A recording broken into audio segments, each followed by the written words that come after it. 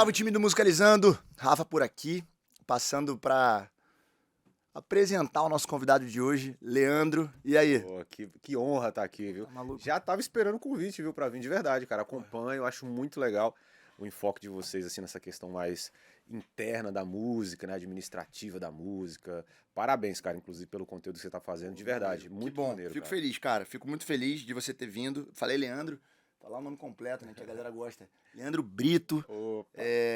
E fico feliz, cara, com as tuas palavras, porque a gente sempre bate esse papo, principalmente eu, Lelê, Bruno, o Sérgio Júnior do Sorriso Maroto, pessoas que eu lido mais no dia a dia, assim, que tem alguma relação com samba, com pagode, ou alguma, ou todas as relações, né? Porque tem gente ali que é quase que um pilar fundamental, né, do samba hoje em dia, do pagode hoje em dia, como, por exemplo, o Bruno, o Serginho.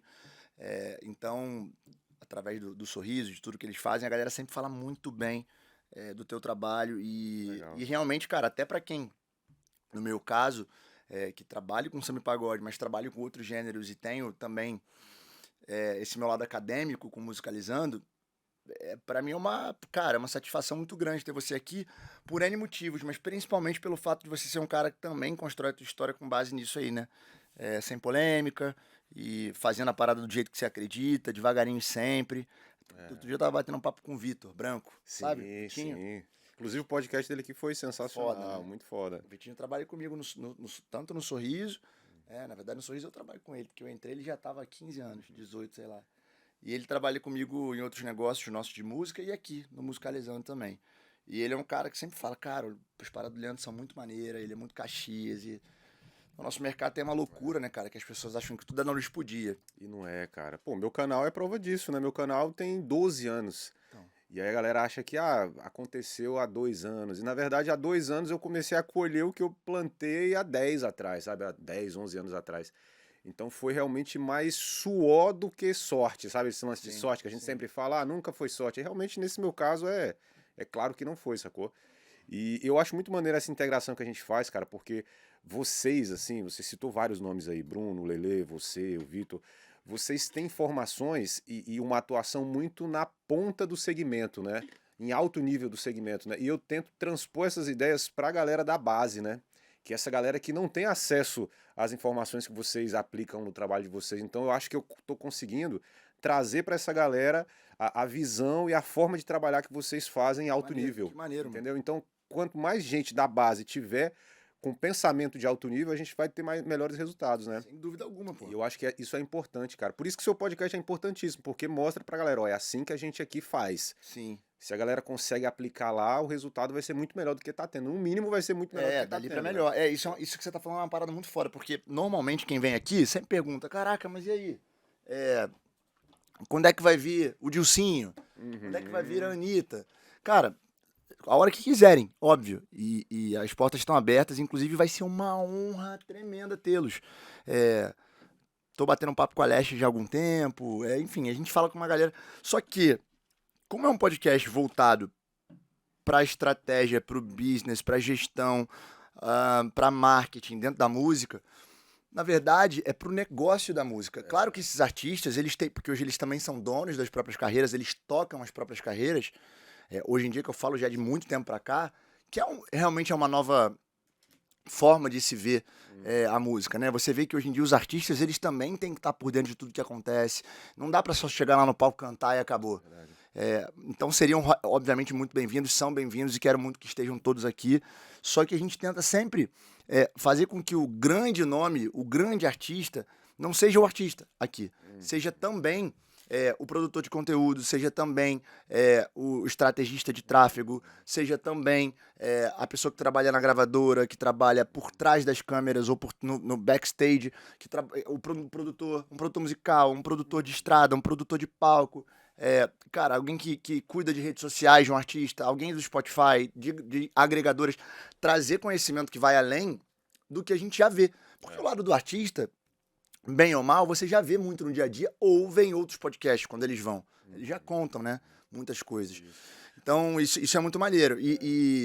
Pegando só o embalo no que você falou, cara, de que o teu podcast tem 12 anos, normalmente, quando a gente começa aqui o nosso papo, a gente começa sempre perguntando para o convidado a história dele, que vai além do que a gente consegue ver. Queria que você contasse, cara, a tua história mesmo, lá de trás, porque eu acho que através das histórias a gente se conecta, né?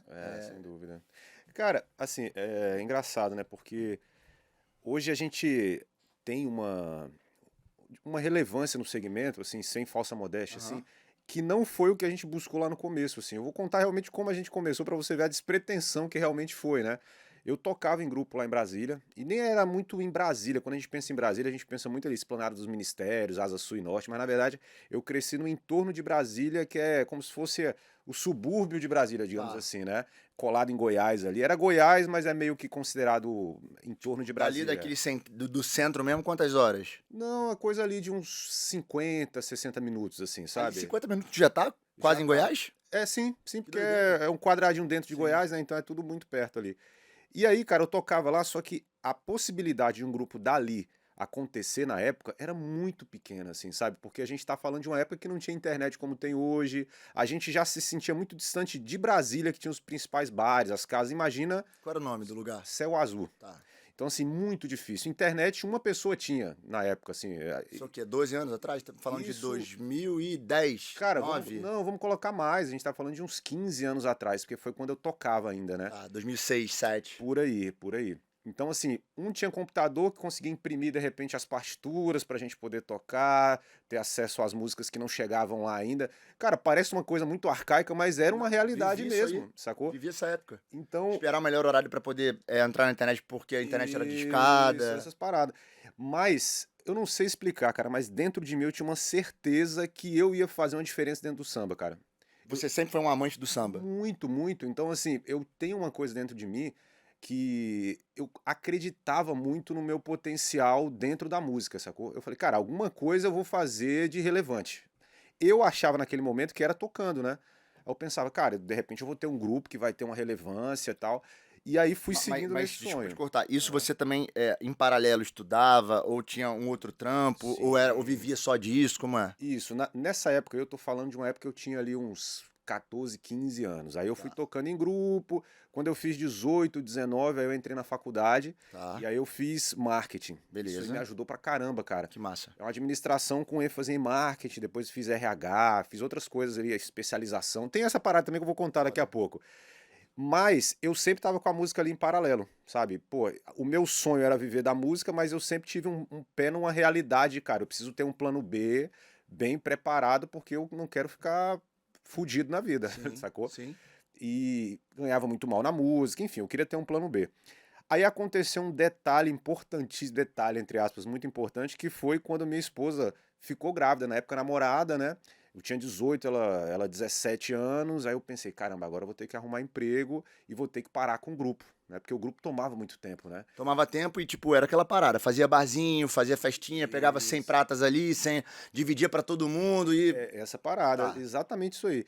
E aí eu pensei, cara, vou sair do grupo, porque o grupo também dava muito trabalho, sabe? E por isso que muita gente vem falar comigo sobre grupo hoje, eu sei a realidade, sabe? Um que não quer ensaiar, o outro que vai se converter e larga tudo, e aí você não tem uma peça de reposição. Pessoas que às vezes não têm a ambição realmente de crescer na música, sabe? E sempre me incomodou muito, Rafa, precisar muito de alguém pra poder eu alcançar o meu objetivo, Tô sabe? ligado. Isso é uma coisa que me deixa muito agoniado. Tipo, pô, eu dependo do Rafa pra eu poder conseguir um Isso é muito objetivo. ruim, muito, muito. Cara, às vezes o Rafa não quer aquilo, ele também não tem obrigação de querer, mas eu quero, entende? Então isso sempre me incomodou. Diretamente, quer dizer, indiretamente a gente sempre precisa de alguém, mas diretamente é horroroso, Isso, horroroso, mano. exatamente. Horroroso. E aí, pô, eu não cantava, né? Então não tinha como vou seguir uma carreira solo, não tinha como. Por isso, quando o cantor segue carreira solo, eu sempre falo, cara, precisa entender o que que houve, porque às vezes, cara, tem uma situação que tava travando a carreira dele, né? Não, e às vezes você, como você já passou por isso, você entende que chega um ponto que é mais fácil, seja o cantor ou a pessoa na vida, é, se sentir sobrecarregada, mas ela ter a decisão, ela poder tocar, ela poder fazer, do que dividir essa carga e nada sair do lugar. Porque aí a Exatamente. coisa se inverte, você divide a carga, só que isso acaba ficando maior, mais pesado, porque aí você tem que levar todo mundo junto. É, Então, assim, é é muito, foda é mesmo, muito cara, é foda. delicado. E aí, uma coisa que me. 18 anos tu falou que tu teve um filho. Isso, Na exatamente. verdade, a tua mulher ficou grávida. É, exatamente. E aí, cara, por exemplo, uma coisa que me incomodava muito, eu sempre fui muito detalhista em tudo, assim, na parte musical também. Então eu fazia os arranjos do grupo, determinava repertório, marcava ensaio, chegava na hora, não fluía porque alguém não tirou a música, porque de repente o cara não teve tempo porque estava trabalhando. Enfim, essas questões todas me motivaram a sair do grupo e aí veio o filho, eu falei, cara, eu acho que esse é o momento, eu preciso trabalhar com outra coisa e vou parar o grupo. Só que quem toca, cara, tipo, não consegue largar o instrumento, né? Eu tocava cavaquinho, né? Eu falei, pô, não conseguia largar e falar assim, agora eu vou abandonar o instrumento. Aí foi a chave, porque eu pensei assim, cara, como é que eu posso fazer pra não deixar de tocar? Porque assim, eu pensava, pô, eu vou fazer freelance? Não, não vou ter tempo. Eu vou dar aula? Não vou ter tempo, porque eu estava trabalhando como operador de telemarketing. Eu arrumei um estágio na época para poder atender telematrícula, essas coisas que tinha muito Aham. lá em Brasília, né? Não sei nem se tem aqui no Rio, mas assim, o pessoal ia fazer matrícula e ligava para um lugar para poder garantir uma vaga, uma coisa assim. E aí eu pensei, cara, eu acho que eu vou gravar uns vídeos tocando as músicas que estão sendo lançadas, porque alguém vai querer ver como toca. Tá. Então assim, pô, lançou a música do Sorriso. Eu vou tirar a música do Sorriso aqui, vou gravar um videozinho aqui mostrando como faz e vou postar pra alguém aprender Na alguma coisa época, com esse isso. postar era onde? No YouTube Tá, já. já era no YouTube. Já era no YouTube. E aí eu lembro que eu comecei Já dessa tinha forma no Instagram? YouTube. Era Não, não Orkut, tinha. Orkut, Era o talvez? Facebook, era o Facebook já. Facebook. Então eu fazia isso, eu colocava o celular assim na frente, baixava a partitura da música e ensinava. E aí fiz alguns vídeos também dando dicas de música. Esse vídeo viralizou muito na época, assim. A gente tá falando de um vídeo na época que bateu 1 milhão de visualizações, que era uma coisa, pô. Pô, bizarro. Quando eu vi aquilo, eu pensei, caramba, 1 milhão, entre aspas, 1 milhão de pessoas, né? Falo entre aspas porque muita gente assistia várias vezes, mas vamos colocar ali, sei lá, 500 mil pessoas Não, tá muita pararam. coisa. Para um vídeo específico de um nicho há 15 anos atrás, pô. Porra, então eu pensei, alguma coisa aqui tem, né? Isso aí ligou uma luzinha assim, eu falei, caramba, vou buscar mais. E aí comecei a melhorar os vídeos, aí eu comecei a fazer edições assim, onde eu tava tocando aqui e a partitura aqui do lado, para poder a pessoa ir acompanhando, sabe? E fui criando formas de melhorar os vídeos. E nisso eu fui aprendendo a editar. Em paralelo ao teu trampo, Em lá no paralelo, telemarketing. exatamente. Eu chegava e começava. Isso eu tô falando assim, de 7 da noite até a hora que eu. 2 da manhã, até a hora de apagar. Exatamente. E aqui eu fui tomando muito gosto por aquilo, cara. Uma coisa que me ajudou bastante é exatamente a ambição de crescer. A boa ambição, assim, sabe? Uhum, Saudável. De, cara, uhum, eu quero ser o principal canal de samba do Brasil, que eu sempre falo hoje. Eu uhum. já tinha esse pensamento na época, Foda. sacou? E às vezes alguém pode pensar isso, ver isso como uma, sei lá, uma prepotência. E não tem nada a ver, é uma É. questão pra me motivar, Não, sacou? e eu acho que tem uma diferença muito grande entre você ter ambição e você ter uma ganância, né? Exatamente. A ambição é a vontade de você chegar lá, mas sem passar por cima de ninguém, sem abrir mão dos seus Uhum, valores. A ganância, aí já é a qualquer custo. E aí eu acho que exatamente. a gente tem, no Brasil, a gente tem medo, né, cara, de querer falar que a gente quer ser bem-sucedido, que a gente Uhum. quer ter mais dinheiro, que a gente quer ganhar mais, que a gente quer. E isso é horrível. A gente tem até vergonha de falar quando a gente tá num lugar legal. É, pô, conheço pessoas, tenho relatos de gente que para o carro numa esquina distante, vem andando para não poder não chegar com um carro bacana, porque tem vergonha de mostrar que é Exatamente. bem sucedido. Assim, É. isso é uma inversão de valor absurda, sabe? Cara, e é engraçado você falar isso porque eu morava numa região muito carente, assim, o Céu Azul ainda é uma região muito carente. E só que minha mãe, ela trabalhava como ela servia café numa empresa, né? Uhum. Tipo uma Copeira, copeira. isso, Isso. copeira.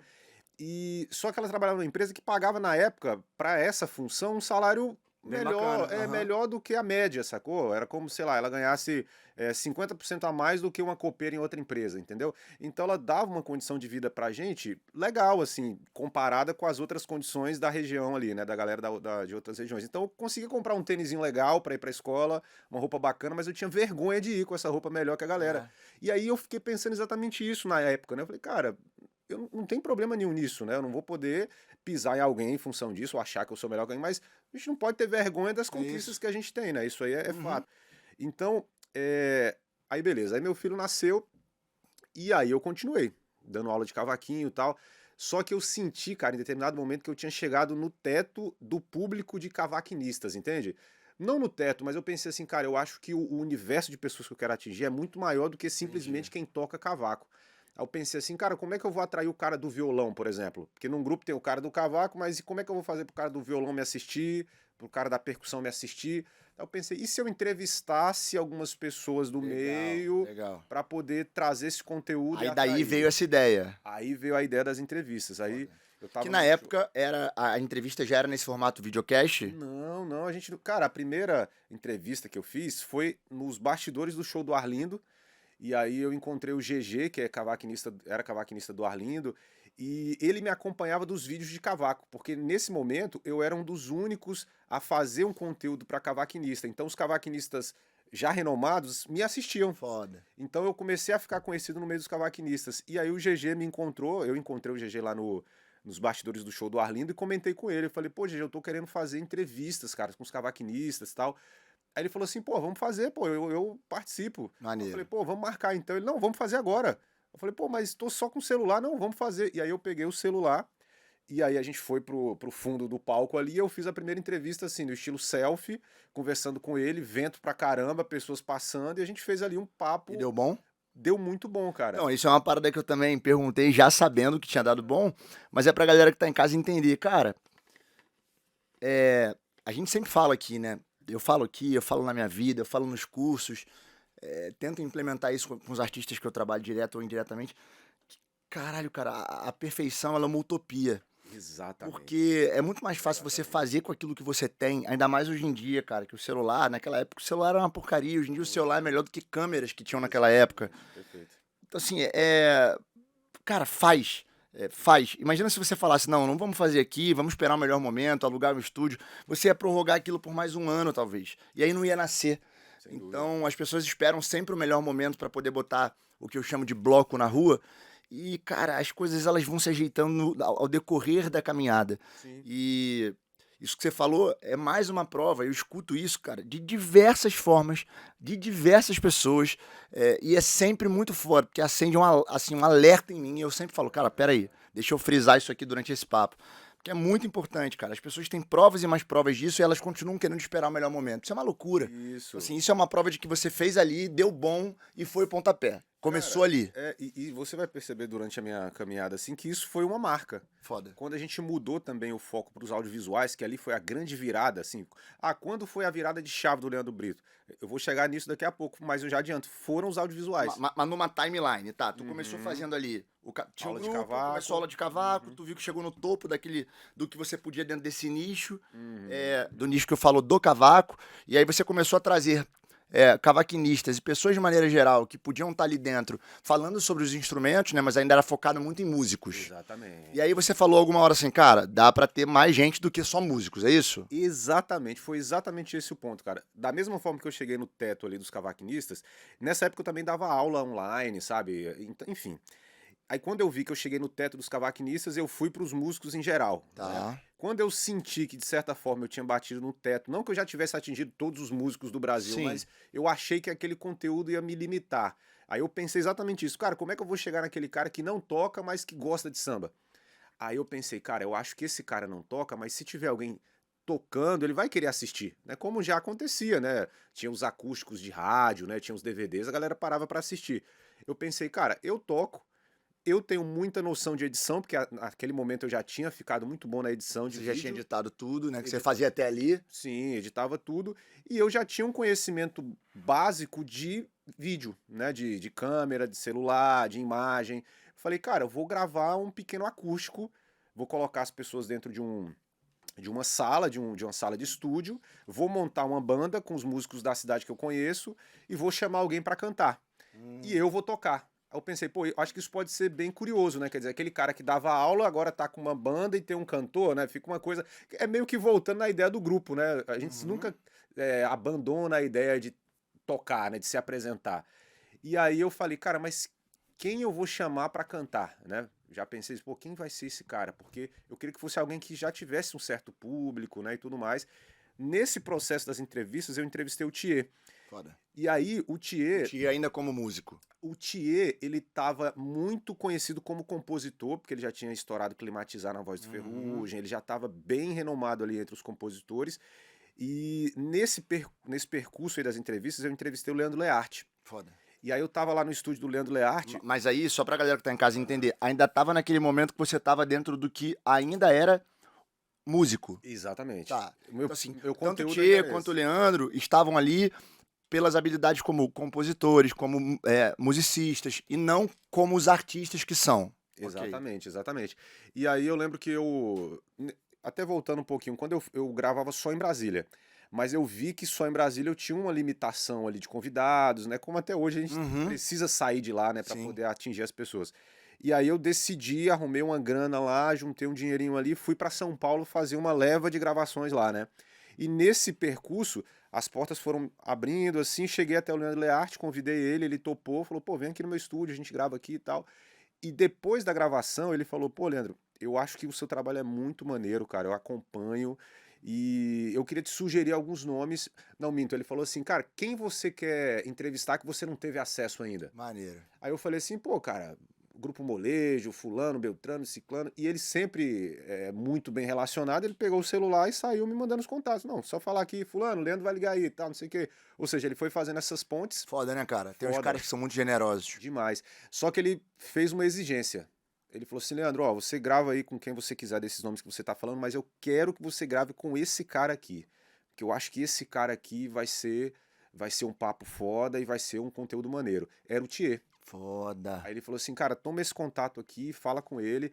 Acho que ele já ligou pro Thier na hora, falou, ó, um cara vai te ligar aí e tal. E aí a gente marcou esse papo, e aí voltei para Brasília, e meses depois vim pro Rio de Janeiro, marquei com o Thier e fui lá gravar com ele na casa dele. Beleza. Era um apartamento, assim, não é onde ele mora hoje, Aham. assim, ele tava em outro momento da carreira dele, né? Sim. E a gente gravou uma entrevista, cara, que foi muito marcante, tanto para mim quanto para ele. Porque as pessoas conheceram, muita gente conheceu o Thier ali, ele já era muito conhecido, mas ele atingiu um outro público. Então, ali você já estava entrevistando o Thier não só como musicista ou como compositor, você já estava também falando com o Thier artista. Sim, sim. E já foi nesse esquema câmera, aí já era videocast. Aí já, cara, Quase um videocast. isso, já tinha câmeras, inclusive tem outra história curiosa, porque eu tava em Brasília, desculpa, tava no Rio sozinho e tava com 3 câmeras pra gravar. E cara, como é que eu fazia? Eu colocava as câmeras, olhava se estava legal, enquadrava E vinha e gravar. vinha gravar. Perfeito. Só que tinha alguns vídeos que eu queria que tivesse alguém pra eu focar no papo, entendeu? Porque quando você tá fazendo tudo, Você você não tá consegue. aqui, Porque imagina, mas se tá ruim na câmera, meu irmão, é já distraiu pra loucura. ir. Ou se tu tá aqui e caga pra câmera, não gravou, tu perdeu aquele conteúdo todo. É difícil É mesmo. difícil, cara. E aí o que que eu fiz, cara? Eu joguei lá num grupo no Facebook de cavaquinistas. Falei, cara, tô aqui no Rio de Janeiro, tem alguém aqui no Rio que possa me dar uma força num trabalho hoje à tarde? Aí alguém falou com alguém, não sei o quê. Aí o Paulinho, que hoje é do Menos é Mais, me mandou mensagem. Porra, Brito, tô aqui, eu já conheci ele, já gravava comigo umas Aham. coisas em Brasília. Ele falou, porra, Brito, tô aqui no Rio, cara. Porque na época ele tava aqui no Rio fazendo banda pra algumas pessoas, ele fez um corre aqui durante um tempo. Tô aqui, se tu precisar de ajuda, eu falei, pô, quero. E aí o Paulinho do Menos é Mais, que hoje é artista do Menos é Mais, Aham. era o meu câmera Que nessa foda. entrevista com o Thier. Foda. E a gente tem até uma foto ali na sala do Thier, ali trocando ideia e tal, enfim. E esse papo, cara, ele foi muito marcante porque o Thier, naquele momento, ele tem um carisma no vídeo que é muito forte, assim, sabe? E nesse dia, especialmente, ele contou histórias muito marcantes que viralizaram. Ele chorou, falou sobre o Arlindo, ele foi muito verdadeiro ali naquele Eu tinha papo. esse cara, né? Eu gosto muito dele, mano. É. Eu tô doido pra trazer ele aqui, inclusive, aproveitando. Adoro ele. A gente sempre troca, sempre assim, né? Uma vez a cada 2 meses ou 3, Uhum, troca mensagem no direct. Adoro, adoro, adoro. Acho que ele é um cara que vai na contramão de muita coisa. Acho uhum. que ele é um cara que faz o bagulho que ama mesmo. É, acho foda o som. Acho foda tudo. E isso que você tá falando, normalmente acontece com pessoas que têm esse perfil mesmo, né? Que são pessoas que estão ali pelo propósito e não pela fama ou pelo oba-oba. Sem Então dúvida. é verdadeiro ao ponto disso, né? De viralizar. Isso. Porque as pessoas se conectam com o que é de verdade, né, mano? É isso, acho que você chegou no ponto. Ele se conectou muito com o público que passou a venerar ele, cara, porque esse lance da emoção dele, de ter chorado assim copiosamente no vídeo, sabe? De ter um cara passando, varrendo atrás. Então ficou um clima assim muito de papo informal e muito emotivo, sabe? Uhum. Então esse conjunto de informações no vídeo deu muito certo. Foda. Então ali eu falei, caramba. E ali a gente criou uma amizade muito grande, nasceu ali uma amizade muito grande que fez a diferença no processo. Você vai até entender como é Uhum. que isso se deu. Porque naquela época que eu tive a sacada de gravar os audiovisuais, né, os acústicos, eu já pensei nele. Eu falei, caramba, o Thier é um cara que gostou de mim pra caramba, eu gostei muito dele, a gente viu que rolou uma amizade maneira, eu acho que ele vai topar essa ideia. Desse ponto do Thier, né, Aham. que na minha visão já era uma evolução Uhum. daquele vídeo que você fez com o GG, Sim, né, porque bastante. já era um outro passo, 3 câmeras, você viajando, o cara... Dali, Uhum. pro momento em que você começou a gravar realmente, Uhum. aí com as bandas, né, que aí você falou, porra, o Thier, aí veio o nome do Thier pra poder compor essa banda, né? Isso. E aí, dali desse momento, da casa do Thier, da entrevista, até a gravação com banda, levou quanto tempo? Cara, cerca de 6 meses, mais ou menos, E sacou? ali foi a virada. Ali foi a virada, porque o que que Uma aconteceu? das, porque aí depois teve mais uma que foram das entrevistas, talvez. Mais ou menos, mais ou menos. Ali foi mesmo a Foi virada. a virada porque eu me posicionei não apenas como um cavaquinista ou não apenas como um entrevistador. Eu passei a ser um produtor audiovisual. Eu acho que Ah, essa perfeito. função foi o que me deu muita abertura no mercado para monetizar até melhor o meu trabalho, sacou? Perfeito. Porque até então a gente não demorou, inclusive, ganhar dinheiro, na real, assim. A gente vai até falar disso. Mas enfim, aí eu falei, cara, vou fazer isso, vou montar uma banda e vou convidar o Thier.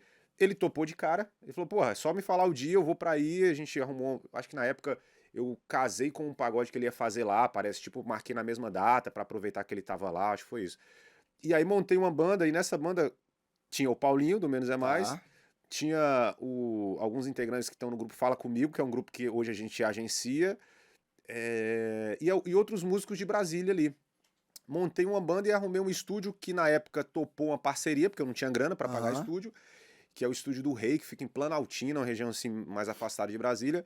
E aí ele falou, cara, pode vir gravar aqui. A sala, cara, de verdade, era desse tamanho aqui, ó. Mas pra um podcast aqui tá ótimo, só que eram Era um 7, 8 músicos gravando a tocando, Vera, né? Que gravando pra a galera que não Vera. sabe pagode, não dá pra você gravar em etapas, né? Normalmente quando você vai fazer base, os complementos até dá pra fazer, né? Você faz separado. Agora, quando você vai gravar a base, é todo mundo ali, a Vera valendo, recando. Então, Exatamente. o que ele tá querendo dizer é que era mó galera numa sala desse tamanho, fazendo barulho pra caralho, e depois ter que se virar na mix pra poder não vazar uma coisa da outra e...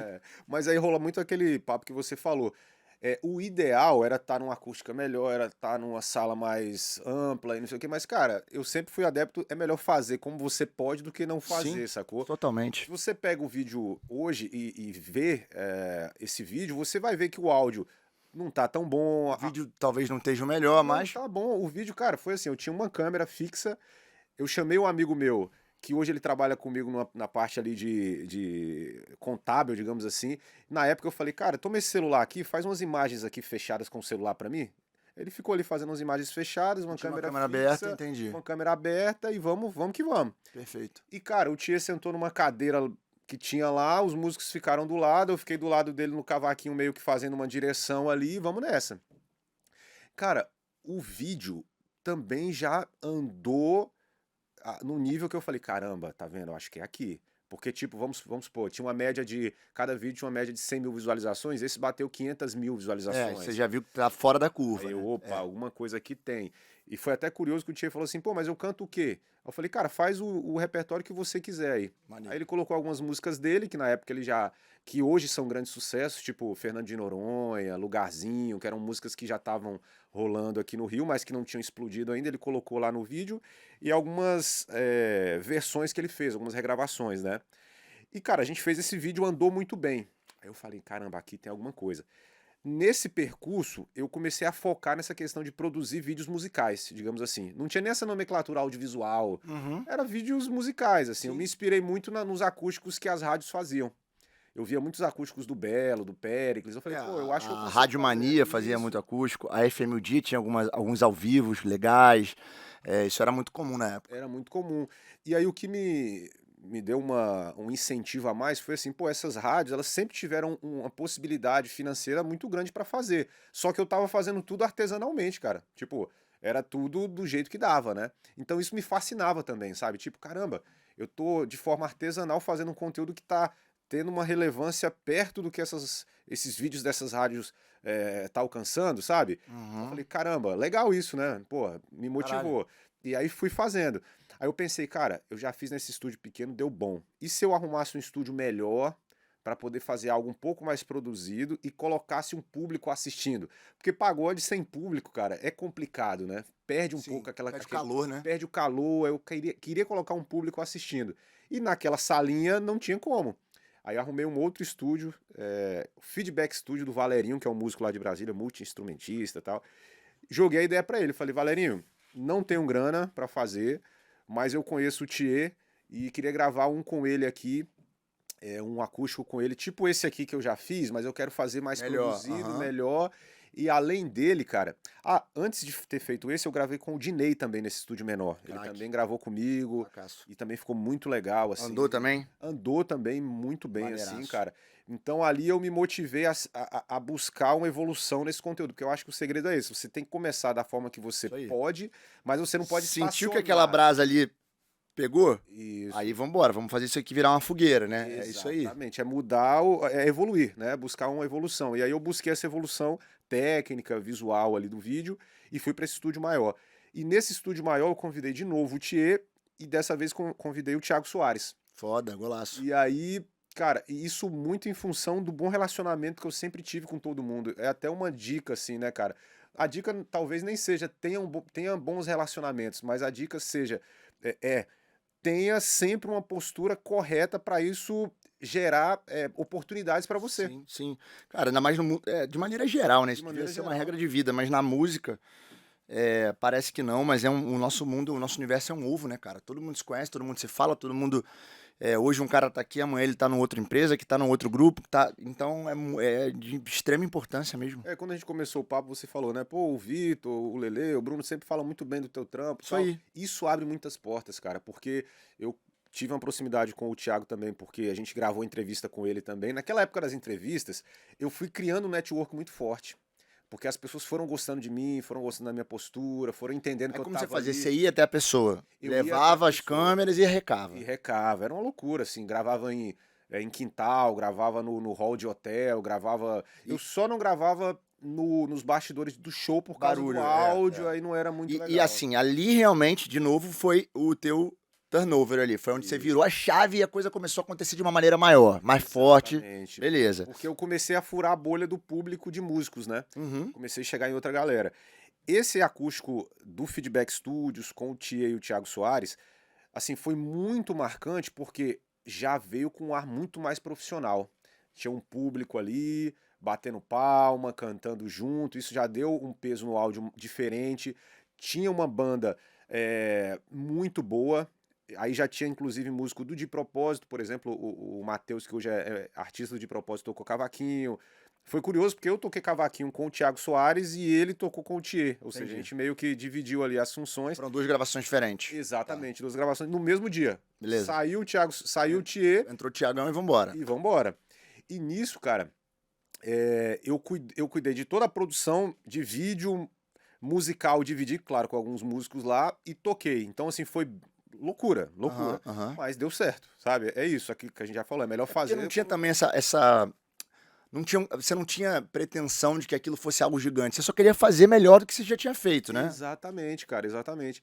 Então, esse acústico foi muito marcante porque, primeiro, viralizou mais que os demais conteúdos, teve um alcance maior. Uhum. A qualidade de áudio e vídeo ficou muito boa, porque aí eu já aposentei o celular e já vim com câmeras semi-profissionais, lentezinhas um pouco melhores, nada do que é hoje, na verdade. Hoje, graças a Deus, a gente tá com Uma estrutura uma realmente muito profissional, tá? Mas na época, pra mim era uma situação super cômoda, quer dizer, câmeras, cada câmera com um operador, isso Legal. já me ajudava muito, porque eu focava na direção ali do que estava acontecendo, e músicos muito bons e um repertório muito bom. Deu super certo. Golaço. E aí os músicos, as bandas começaram a ver, pô, o Leandro ele produz conteúdo audiovisual, cara, ele é um produtor audiovisual, vamos chamar ele pra gravar aqui os nossos vídeos também. Eu comecei a gravar algumas bandas de Brasília.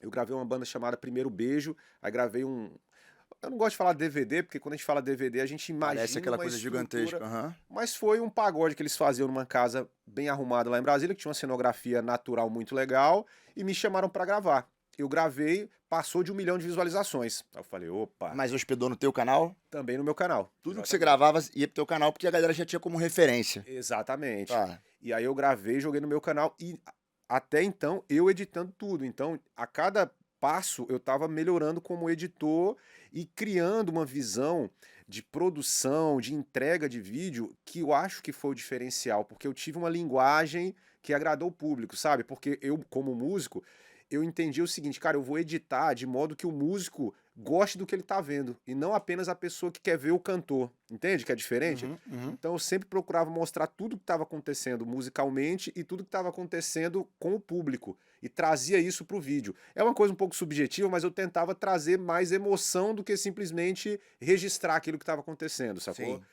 E aí, essa linguagem de edição, de direção começou a dar muito certo. Gravei o primeiro beijo, eu não vou lembrar exatamente a ordem das bandas que eu gravei. Mas eu gravei o primeiro beijo, depois gravei grupos de fora de Brasília. E aí o de propósito já estava acontecendo ali em Brasília, né?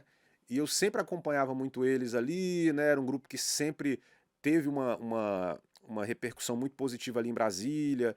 E aí um dia eles me procuraram para gravar um vídeo de comemoração de 9 anos da banda. E aí eles falaram, pô, Leandro, a gente vê teu trampo, a gente quer que você grave o nosso DVD, né? Uhum. E aí já era uma gravação maior, porque já não era num bar, era numa área aberta, já com um público grande ali de 2, 3 mil pessoas. É, responsa. Era uma coisa diferente. Tinha uma responsa já, né? Já era um trabalho de 9 anos, tinha uma data, era algo que eles queriam provavelmente usar para impulsionar, né, a Sem carreira deles, dúvida. então, Foi um investimento alto para eles naquele momento, mas também era pro teu assim, canal. também para o meu canal. E aí, pô, eu sempre gostei muito de desafios e sempre entendi que o desafio surge exatamente para você mudar o teu patamar, né? Se você Uhum. conclui aquele desafio com sucesso, você já Sem dúvida. muda a fase ali Sai do teu daquela zona de percurso. conforto e vai, né? E Isso vai, é importante, realmente. exatamente. Então, a gente gravou esse vídeo do De Propósito, chama Luau do DP. Cara, choveu horrores no dia, foi uma loucura, mas a gente já previa isso, então a gente pediu para colocar a cobertura, então choveu, mas deu para fazer e tudo mais.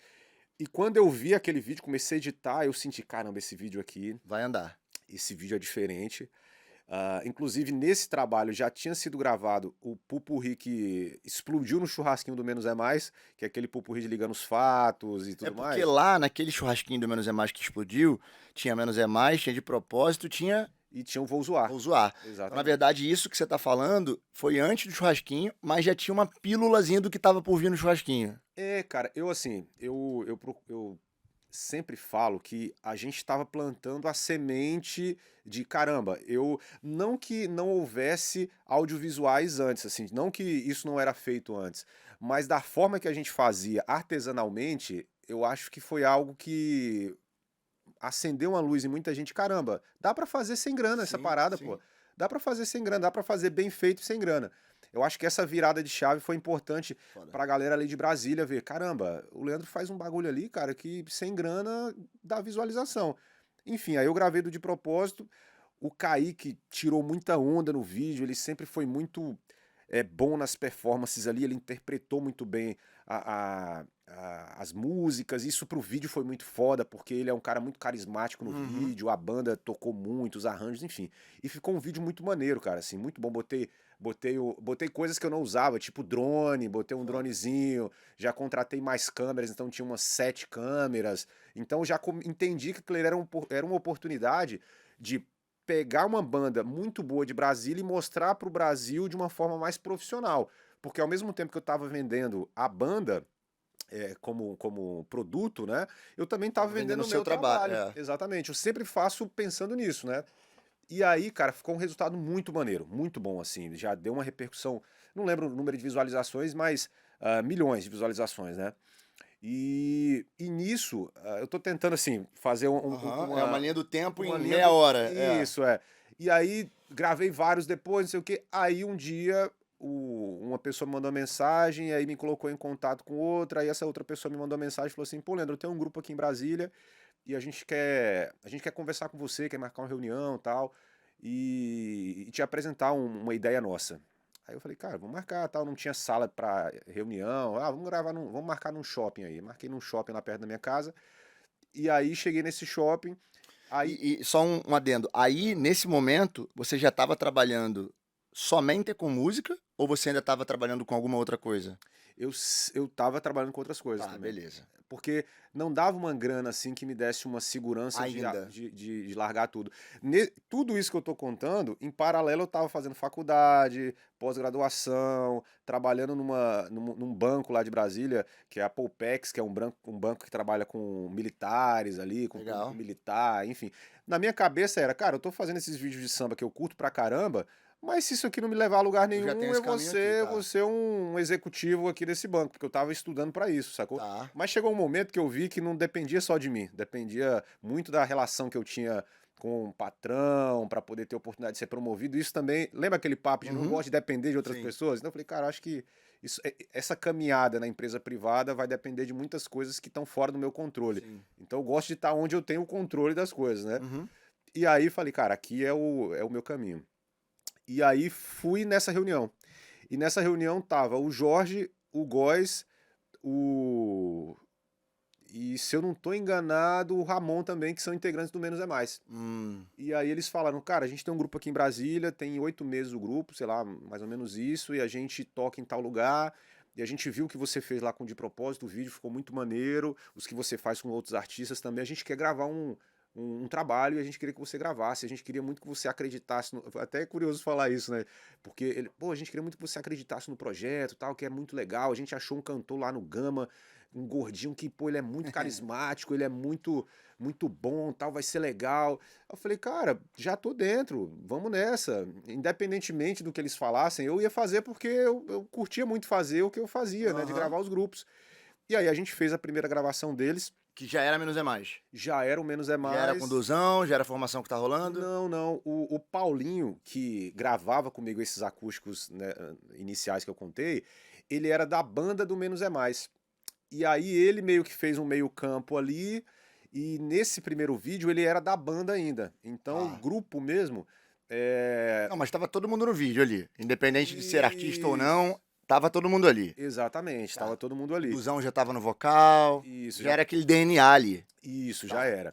Já era esse DNA. E aí a gente gravou esse primeiro, teve uma repercussão positiva, legal, dentro do que já vinha acontecendo no canal e tudo mais, número de visualizações e tudo mais.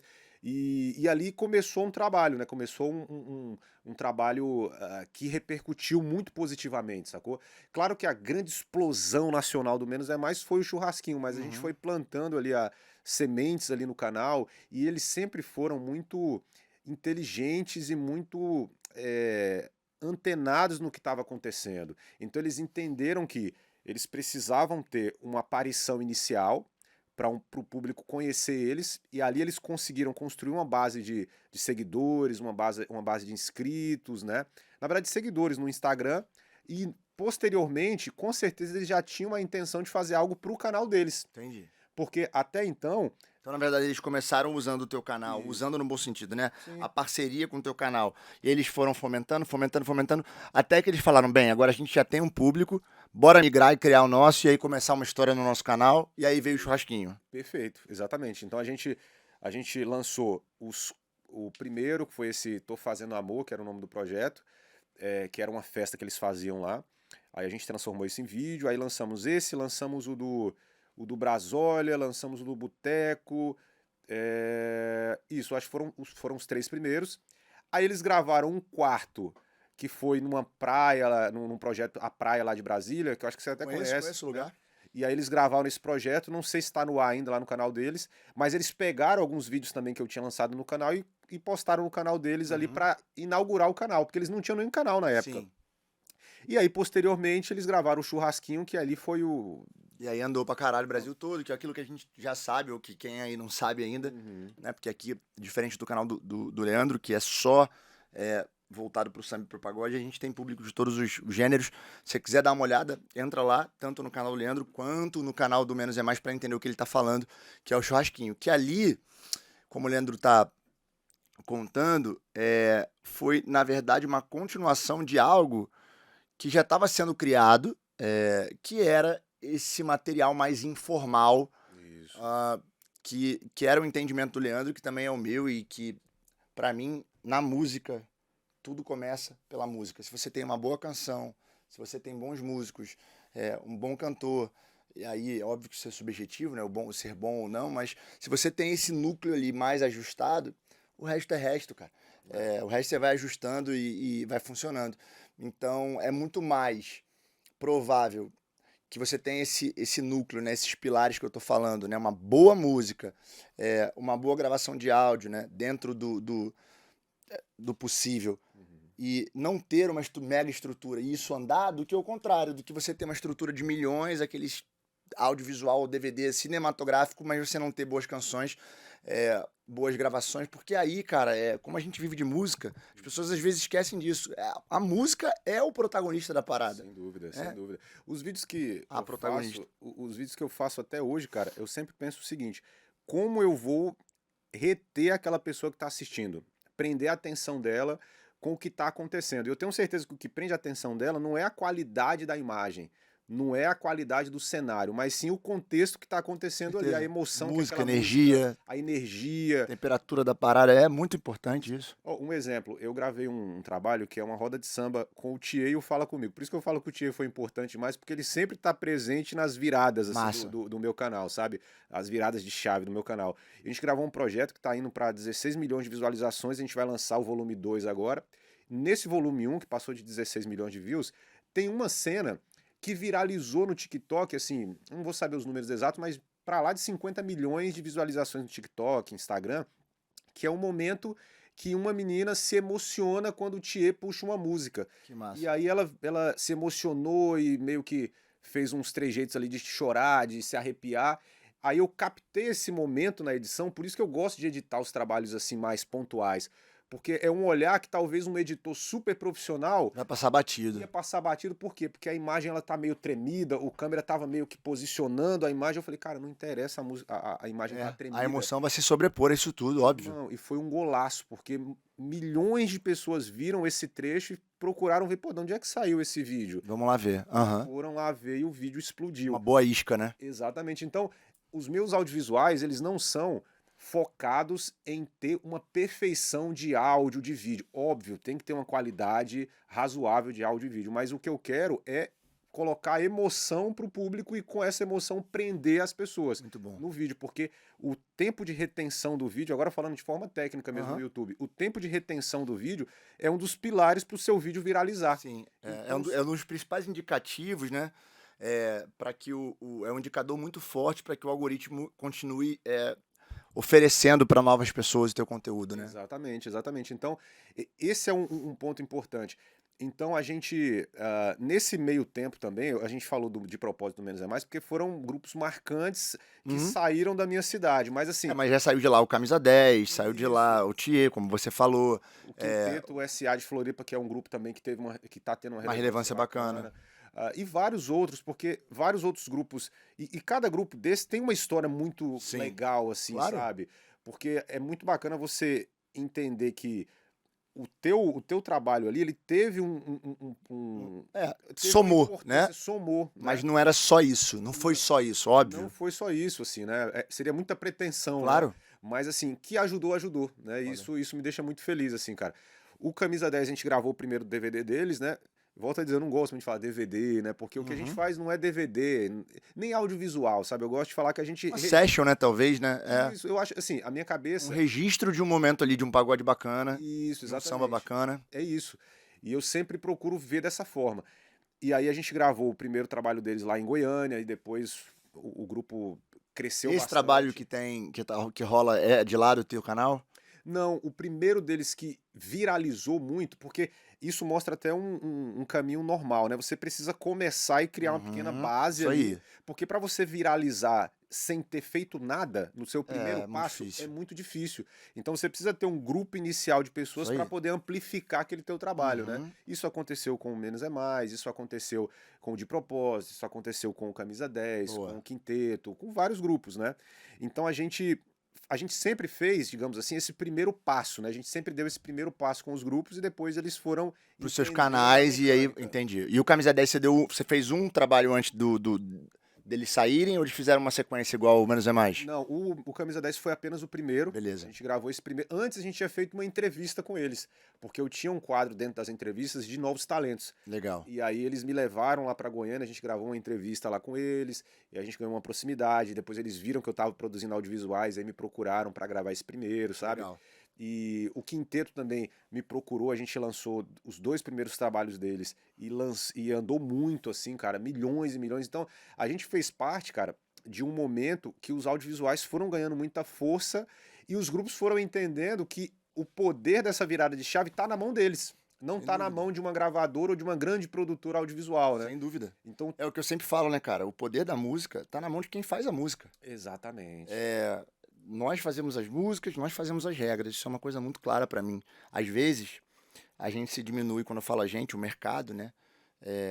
Eu não acho que tem lados, mas eu acredito muito que quem faz as músicas, por isso que às vezes me incomoda muito a ideia de que uma plataforma, seja ela qual for, vai ditar o que é ou o que não é bom, vai ditar o que deve ou o que não deve ser ouvido, como deve ou não deve ser feito.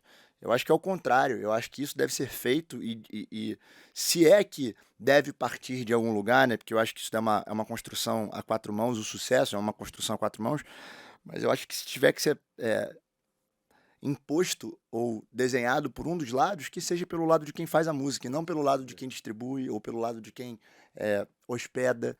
Então, eu acredito que nesse teu trabalho caiba uma frase que eu uso muito, que é revolução, né? Porque eu acredito realmente que seja uma revolução, é um grito de liberdade, é um poder que volta para a mão de quem sempre deveria ter esse poder, que são as pessoas que gravam, são as pessoas que geram, são as pessoas que criam, são as pessoas que compõem, são as pessoas que tocam, que são as pessoas que realmente geram matéria-prima para que tudo isso aconteça, né? Perfeito. E aí eu acho que nesse caminho aí que você está traçando, eu vou dar uma resumida para o público, até aqui a gente vem falando de um Leandro que todo mundo já ouviu, né? Se chegou até aqui, mas de um Leandro Brito que agora, nesse momento, nessa timeline, a gente tá gravações com mais qualidade, entregando conteúdos de qualidade, mas ainda super acessíveis para quem te procura. Ali, o Leandro já tem o podcast? O Leandro parou um pouco com as entrevistas quando esses audiovisuais começaram a ter uma procura grande, né? E tomou Tá. muito tempo. Mas quando eu percebi que o podcast começou a ganhar forma, porque até então a gente não tinha essa cultura de podcast, né? Antigamente era entrevista, né? Não era videocast. Exatamente. Aí eu vi o Flow acontecer, o Podpah e não sei o quê. Eu falei, cara, eu já fazia isso, né? Só que eu fazia sem esse padrão de mesa, microfone e tal. A gente fazia de uma forma bem diferente, mas com o mesmo contexto de conversa despojada, sem roteiro, porque eu nunca tive roteiro nas entrevistas, né? E eu falei, cara, é a mesma coisa que eu faço. Eu vou montar então essa estrutura que eles têm, né? Esse formato, e vou trazer isso pro samba, né? Aí sempre tem, mas você alguém já tinha feito isso no samba. Eu nem entro nesse mérito, mas assim, eu me propus a fazer também e teve uma repercussão muito positiva. Porque eu sempre pensei o seguinte: eu sou um produtor audiovisual, mas eu tenho uma atuação também dentro dessa parte da geração de conteúdo, de informação para o samba, que eu não posso abandonar. E isso abriu muitas portas para mim. Então eu quero continuar tendo esse processo das entrevistas, dos papos, como network, como fonte de informação para quem toca, né? Boa. Então eu sempre vou andando com esses dois caminhos, né? Tanto com a produção audiovisual quanto com a produção de conteúdo informativo, digamos assim, Perfeito, sabe? perfeito. E você falou uma coisa que eu acho importante a gente citar, cara. A gente tentava se adaptar ao que o mercado estabelecia, né? Agora a gente está vendo uma realidade dos grupos que estão surgindo, onde o mercado vai acabar tendo que se adaptar ao que dá certo para esses novos grupos, entende? Por exemplo, existe um padrão de lançamento que é lançar single ou então um pupurri para isso entrar em alguma playlist, para de repente isso ter ser um viral ali no YouTube, só que isso não funciona tanto para um grupo novo. O single, ele não tem um impacto tão grande. O single não mostra o que é um grupo. Exatamente. Não mostra quem é ninguém. Exatamente. O single, ele não te apresenta. Tu ouve uma partícula de algo que você fala, caralho, e aí? E o resto? Exatamente. E você imagina, eu sempre faço esse exercício, cara. Você é um grupo, você não tem dinheiro nenhum, você não tem informação, Porque, diferentemente da gente que hoje está no meio disso, a galera que está tocando lá no interior, lá no Céu Azul, onde eu tocava, não tem acesso ao que acontece no Spotify, ao que acontece no algoritmo do YouTube, né? Apesar dessas informações estarem aí, pouca gente tem o interesse de ir atrás disso, né? Então, ele não tem essas informações, ele só quer aparecer. Então, como ele faz para aparecer e prender as pessoas ali naquele trabalho dele, fazer aquelas pessoas se tornarem fãs dele, né? O audiovisual, historicamente, está sendo o melhor caminho. Agora, o audiovisual ele tem um formato que ele vai precisar ser moldado para entrar minimamente numa regra estabelecida na música, que é ter as liberações das músicas, que é ter um tempo de vídeo que seja pagável para os grupos, porque quanto mais gravação, mais caro fica. Então, ao invés de ter vídeos de 1h30, 2 horas, como a gente via antes, 40 minutos. agora a gente vai ter que enxugar isso para 30, 40 minutos, talvez até um pouco menos, se de repente o grupo não conseguir liberar todas as músicas, né? Porque acontece, né?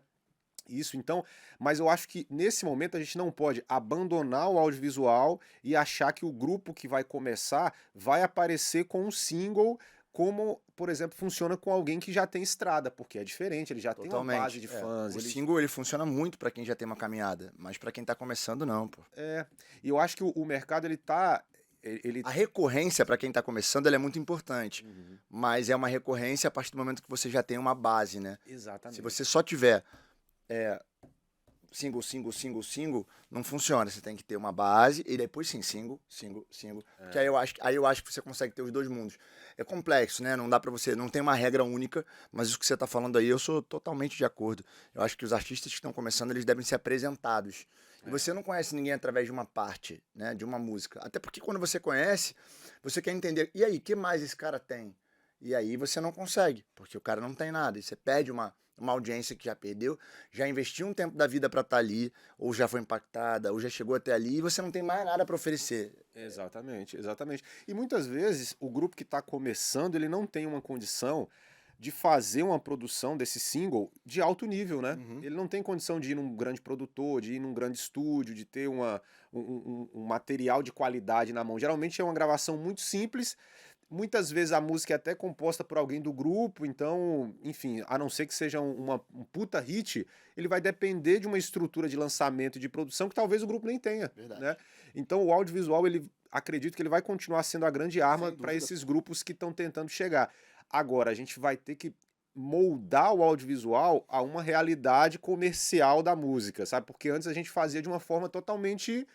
É como era mais amador, você Isso. gravava, lançava e foda-se. Isso. Hoje em dia, as pessoas entendem que elas precisam das liberações, que elas têm que pagar alguns autores, né? Os que cobram, elas têm que ter documentos. E isso realmente faz com que, se você sai de uma média de, sei lá, 100 grupos por ano que te procuram, você cai para uma média de 30, porque os 100 vão continuar te procurando, mas 30 vão ter essa visão de que precisa de tudo organizado, de que precisa da documentação, dos acordos comerciais. Mas eu entendo o que você está falando, eu concordo. Eu acho que tem que ter algum ajuste sim, mas o caminho ainda é esse, ainda é o audiovisual, ainda é a experiência. Mas só que, ao invés de ser essa experiência com milhares e milhares de centenas, igual o povo falava, ela é mais acessível, pô. Sim. Que é o papo que a gente vai entrar agora aí, que eu acho que a gente chega numa era em que o Leandro faz as entrevistas, então o podcast volta, e aí hoje o Leandro tem aí algumas fases, né? Então foi a fase que o Leandro Brito, que você começou lá atrás fazendo os vídeos de cavaco, primeiro sendo artista, depois fazendo vídeos de cavaco, depois fazendo vídeos para músicos, depois fazendo entrevistas, depois gravando, né? E gravando, trazendo, sendo uma produtora de áudio e vídeo, né? E depois a fase do Leandro, que não deixou isso de lado, né? Mas que ele acopla, ele soma tudo que ele já está fazendo. Quando eu falo Leandro, né? É o Leandro Brito Marca. Ele acopla tudo isso, mais um braço, que é o braço do podcast de entrevistas, que também te deu um lugar bacanaço, né? No mercado de samba e pagode. Sem dúvida. O podcast, como as entrevistas lá no começo, esse podcast em si, ele me dá uma relevância no mercado que é muito importante para os outros trabalhos que eu faço, né? Tudo se retroalimenta, né? Isso, tudo se retroalimenta, porque ali a gente consegue passar visões em relação ao mercado que gera uma autoridade maior pro que a gente faz, né? E fora que a gente tem um trabalho muito importante lá no podcast, que é de registro histórico mesmo, sabe? De histórias do samba, histórias da música ali que estavam perdidas, sabe? Então a gente entrevistou vários nomes. Quando eu falo entrevistas ao podcast, né, a gente sempre fala que não é uma entrevista, né, que é uma conversa, mas enfim. A gente fez podcast com nomes como Milton Manhãs, que é um cara que foi o prepulsor de muita coisa que a gente faz até hoje. Eu até comentei isso com ele, que o que ele fazia lá atrás, a gente faz hoje de uma forma diferente, obviamente, mas já era o que ele fazia lá. Ou seja, ele fez o Raça Brasileira, que era um disco, que era um pau de sebo, que revelou, por exemplo, o Zeca, Pedrinho da Flor e tudo mais, e ele contou pra gente que ele foi num pagode e falou assim, caramba, isso aqui eu tenho que levar isso pra um disco e tenho que fazer isso aqui. Ou seja, aquele molde que ele fez lá é mais ou menos o que a gente faz em audiovisual, só que com imagem e com esse nosso novo jeito. Mas o que eu quero dizer?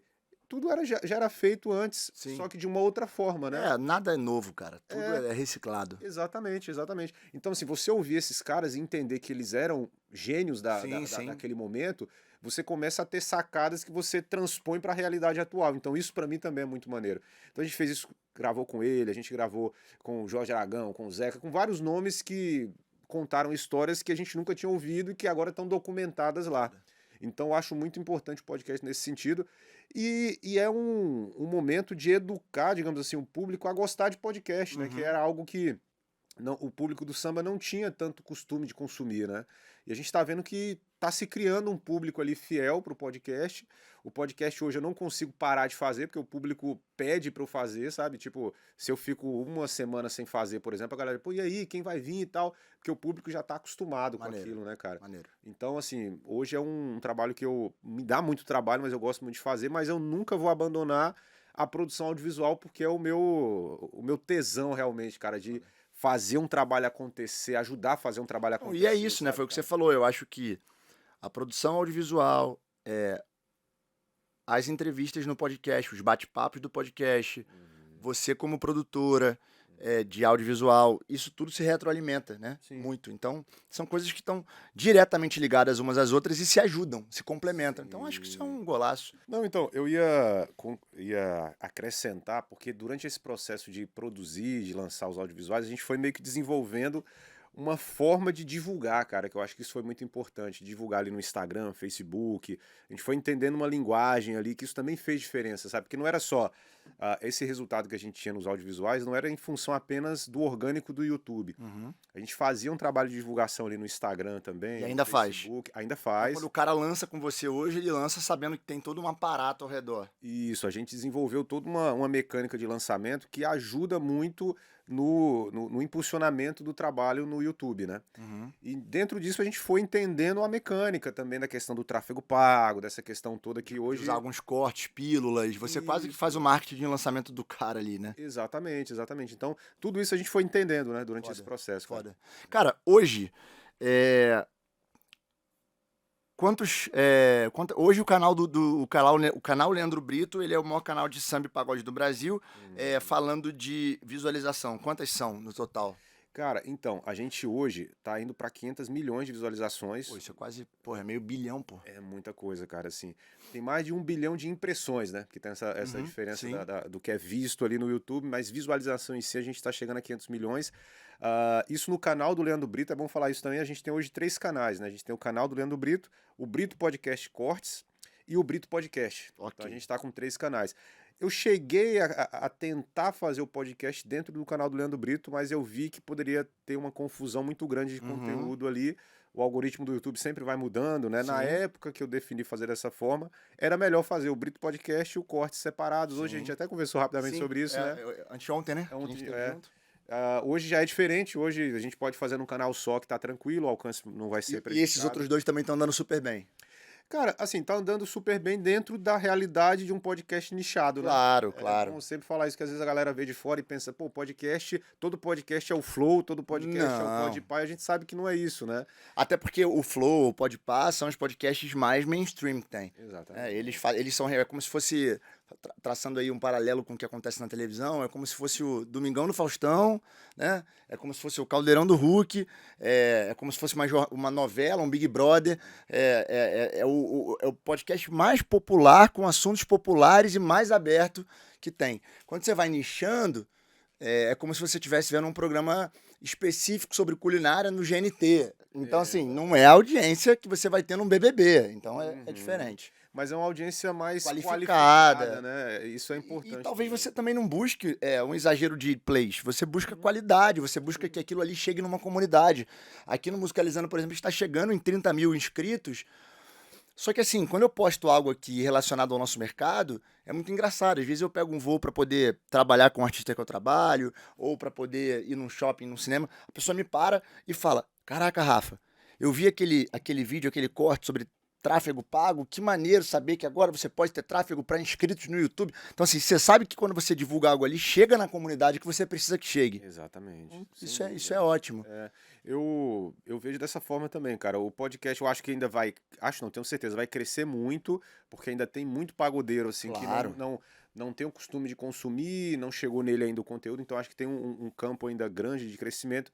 Mas eu entendo que realmente é dessa forma que você falou. Ele nunca vai competir em número de inscritos ou visualizações com o que a gente vê nesses principais podcasts aí Foda. do público em geral. Foda. Mas tá Próximos super. passos, cara. Próximos passos do Leandro. Cara, Brito então, Marca. isso, bacana. Eu tenho um objetivo de fazer com que minha produtora ah, fure um pouco a bolha de produções para o meu canal, ou seja, a minha ideia é produzir para outros artistas para eles lançarem no canal deles também, e artistas ali já não necessariamente que estão começando, eu quero atingir aquela galera que já tá e a galera já consagrada também, é um objetivo mais a longo prazo, mas eu quero produzir conteúdo para essa galera também, porque eu entendo que eles já têm acesso a produtoras de altíssimo nível. Mas eu entendo e defendo muito essa bandeira que não é questão de qualidade técnica apenas. Eu acredito que eu tenho um olhar e uma linguagem que pode ser muito E você ainda bota importante. a mão na edição, no Sim, tudo. eu gosto, cara. Assim, não todos, obviamente, que tem Claro. muito conteúdo, mas determinados conteúdos que eu entendo que vão ter um alcance maior, a gente sente isso, né? Aí esses eu gosto de botar a mão e fazer, sabe? E isso é um dos planos que você tem para os próximos anos aí, né? É Isso. ampliar, abrir mais aí o leque da tua produtora dentro do samba e do pagode. Isso é uma coisa muito bacana do Leandro, cara. Eu não sei se é, mas me corrija se eu estiver errado. É que ele não foca em atirar para todos os lados, em sair do nicho. Ele verticaliza Exato. dentro do nicho, né? Então isso é muito foda, porque quando o cara chega num determinado patamar, ele fala, bem, agora eu vou partir, sei lá, para um outro segmento, para uma outra área. Isso é o primeiro passo para você começar a se fuder, porque ali você é autoridade. Aí você começa a achar que naquele outro segmento você também é. Só que ali você não é autoridade. E aí você Exato. perde o que você podia estar construindo dentro do seu nicho.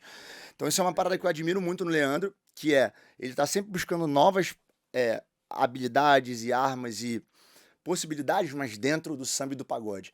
O que faz com que ele seja cada vez mais forte dentro desse gênero, subgênero, que é gigante, que só cresce, mas também faz com que ele não se distraia, cara, com pequenas coisas que, de repente, ele não não tem o tamanho que ele tem dentro desse segmento. E aí, falando disso, cara, desse crescimento que você quer ter, entra uma outra pergunta, que é, hoje, um cara que quer gravar com você, existe o Resenha do Brito, existem claramente produtos que são mais específicos, como se fosse um terno feito à mão, você vê que aquilo ali foi desenhado e estruturado para aquele artista, e aí é um projeto mais complexo. Você tem modelos de negócios dentro da sua produtora? Perfeito. Essa pergunta é excelente. Só complementando a questão dos Claro. objetivos lá, que eu comecei a falar. Então, esse é um primeiro objetivo, né? De atingir esses artistas que já estão e que querem um conteúdo com essa linguagem que a gente faz no canal. E também a gente está ampliando os braços para ter participações em determinados artistas que a gente lança e que a gente vê um potencial. Porque Foda. eu não fujo do foco, mas eu preciso também aproveitar mais as oportunidades que esse meu caminho oferece, Muito sabe? bom. Então esse é um outro objetivo nosso, mas não ingerir carreiras. Hoje a gente faz a gestão da carreira de um artista, mas não é algo que eu pretenda focar, porque aí eu acho que eu vou perder o foco, né, desse Beleza. meu caminho aqui, né? Em relação à outra pergunta que você fez, que foi sobre o... Não, basicamente sobre o que hoje os modelos, modelos os o modelos. cara que quer começar, o cara tá ouvindo a gente aqui, ele quer procurar o Leandro. Quais são os modelos que existem? Ou se, na verdade, você sente qual é a melhor situação para aquele cara? Porque eu sei que às vezes eu te sigo, eu consumo teu conteúdo, eu vejo que às vezes você abre inscrição, não sei se é essa a palavra, ou, porra, novos talentos, né? Eu vejo lá você botando. Como é que é isso? É como uma peneira? Como funciona isso? Boa. Então, você falou sobre a Resenha do Brito, né? A Resenha do Brito foi um formato que eu criei exatamente porque eu percebi que a galera queria produzir conteúdo audiovisual, mas da forma que eles queriam gravar, quando a gente juntava com a qualidade que eu queria entregar, ficava algo muito caro para ser realizado. Entendi. Sou um Então, grupo pequeno, isso. tô começando, mas tenho talento, sei que tem uma galera aqui boa comigo, minhas músicas são bacanas, quero gravar. Aí o cara chega lá, você dava um orçamento pro que o cara queria. Isso. O cara quer isso, você tem que dar um orçamento, né? Óbvio que, como você falou, nada comparado com o que se ouve aí no mercado, porque você consegue fazer isso de uma forma muito mais otimizada e tal, mas ainda assim caro para aquele cara. Aí você criou uma opção para que esse cara possa ter acesso. Exatamente, porque é aquela história, quando a gente, traduzindo isso de uma forma mais clara, né, que eu tô falando, a pessoa queria que eu fosse gravar lá na cidade dela, só a logística de chegar até lá com a minha equipe já ficava um valor que Pro cara não funcionava. já não né? funcionava. Então, é aquela velha história, quando você cria um padrão dentro de qualquer empresa, você otimiza o investimento, né? Você consegue diminuir o custo, né? Então, eu criei a Resenha do Brito, onde eu criei um padrão e o grupo vem e se adequa a esse padrão, a esse local de gravação, a essa iluminação, a esse tempo de gravação. Então a gente meio que fez um produto padronizado. Agora, não é obrigatório todo artista que me procura gravar nesse formato. Se ele tiver possibilidade de investimento diferente, quiser fazer algo mais específico para ele, a gente tem outros formatos onde a gente vai até ele, grava da forma que ele, no local que ele quer, no formato que ele A deseja. gente estava conversando anteontem e você me falou da Marvel. A Marvel ela fez fez um resenha. Resenha do Foda. Brito. E eu acho interessante isso também, porque existem artistas que têm um poder de investimento, E gravadoras, mesmo assim preferem empresários, estar ali, né? e querem essa linguagem. Isso é foda mesmo. Isso é muito interessante, porque as gravadoras, os empresários, os artistas grandes já estão entendendo que você precisa chegar no público. E às vezes aquele produto tão alto nível, Aham. gourmetizado, entre aspas, assim, Sim, totalmente. talvez não vai seja conectar. a melhor opção Não é a para todo linguagem. momento. Exatamente. Também esse mix de você poder estar dentro de uma resenha em que você tem outros artistas e que esse público desses outros artistas vão chegar até você, isso é muito foda, porque eu, se eu não me engano, o resenha, ele é um blocão, né?